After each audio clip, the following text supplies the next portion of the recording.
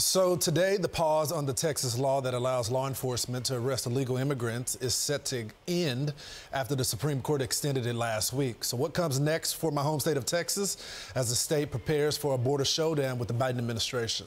Texas Lieutenant Governor Dan Patrick joins us now. Lieutenant Governor, thanks so much for joining us this morning. Where does this go? It looks like the showdown is finally about to happen.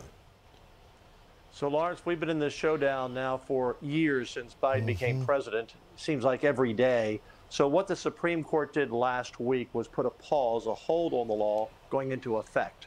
And what they will decide today is whether or not the law can go into effect while it's being resolved in the courts, which will take time, or is it on the hold still? So it's not a decision whether it's constitutional or not today. It's can it go into effect, which we hope it can. And to the Supreme Court justices who are watching Fox, I'm sure this morning as they get up early, look, we're being attacked, Lawrence, by land, by sea, by air, literally.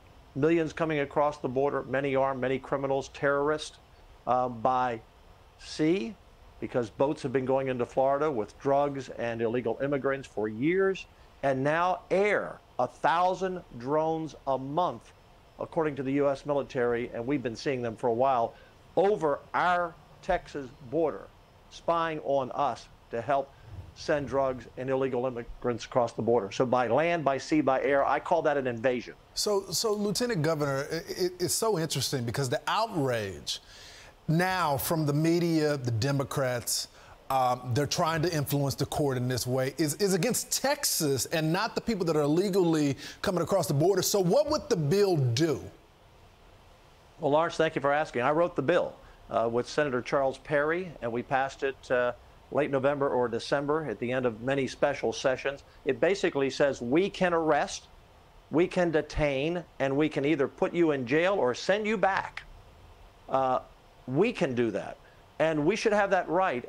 You know, I've been in the legislature now 17 years. Years and years ago, I was in the Texas Senate, and I had this concept of it's illegal to cross into Texas illegally. So it's illegal to be illegal. And back then, it wasn't the crisis it was today, and people said, you could never do that. But it is a crisis. It is an invasion. By every definition of the Constitution, it's clear to me that this is an invasion. It's a hostile group. It's an organized militia, in essence, the cartels. They are here to plunder Texas and America. They're doing it all over the country. We have people dying from fentanyl. We have people like Laken Riley being murdered by an illegal immigrant, and you see a story like that every day. This Supreme Court has to understand that our founding fathers, Lawrence, never, ever imagined we'd have a president so weak as to open our border and let millions cross. And in those millions, in essence, is an organized operation that the cartels are running. You know, Lieutenant Governor, it's the perfect segue because I want you to react to this. We're learning more about this migrant, Corey Alvarez, that was allowed into the country. He raped this 15-year-old girl. He was allowed in the U.S. through a parole program that allows up to 30,000 migrants per month into the country. What's your reaction? Look, President Joe Biden has sold this country out.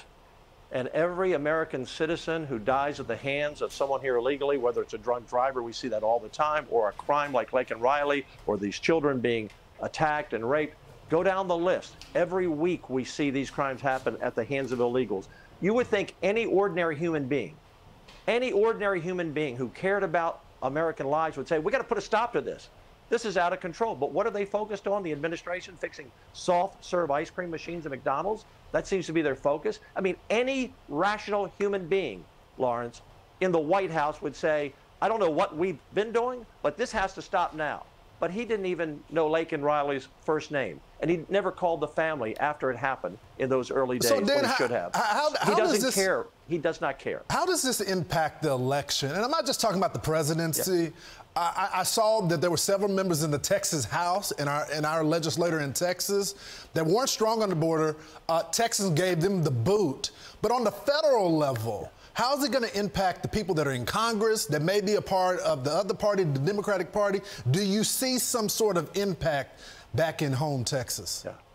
Well, I do, Lawrence. And look, the other news of the Hezbollah illegal immigrant we captured about a week and a half ago, who said he was coming here to New York to build a bomb. And then he he recanted and they came back. Look, we have arrested nearly 300 people on the terrorist watch list. Again, we're being invaded. And I think what will happen in November, Lawrence, is this country is going to pick a side, because that's what this election is about. Pick a side. You're either for a secure border, for a constitution, lower inflation, a stronger military.